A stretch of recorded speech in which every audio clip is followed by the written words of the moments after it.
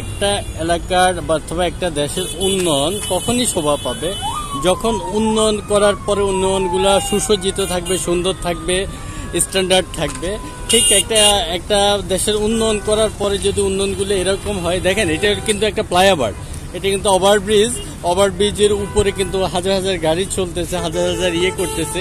দেখেন আমরা কি করছি দেখলাম, আশেপাশে প্রস্রাব করে আপনার অবস্থানটা খারাপ করে ফেলছে এবং মানুষে আপনার যে কি ময়লা আবর্জনা ফেলে অলরেডি কি খুব ব্যাপারটা খুব খারাপের দিকে নিয়ে গেছে। অতএব দেখেন ওভারব্রিজের উপরে কিন্তু একটা ওভারব্রিজের উপরে যদি ফুটপাতে দোকান বসায়, যদি আপনার ওভারব্রিজটা আপনার দখল করে নেয়, ময়লা আবর্জনা পালাই যদি দখল করে নেয় এবং রাস্তার আশেপাশে এত সুসজ্জিত কোটি কোটি টাকা খরচ করে উন্নয়ন করেছে, সেখানেও যদি আপনার এই যে প্রস্রাবের স্তূপ হয়ে যায়, তাহলে একটা দেশের সৌন্দর্য কিভাবে রক্ষা পাবে? তো একটা দেশের উন্নয়ন রক্ষা করার দায়িত্ব দেশের আইন শৃঙ্খলা রক্ষাকারী বাহিনী বা যারা নিয়োজিত আছে তারা, প্লাস পাশাপাশি জনগণেরও কিন্তু আপনার দায়িত্ব দেশের উন্নয়নটা রক্ষা করা, উন্নয়নটাকে সৌন্দর্য করে রাখা, উন্নয়নটা সুসজ্জিত রাখা। তখনই উন্নয়নটা সার্থক হবে।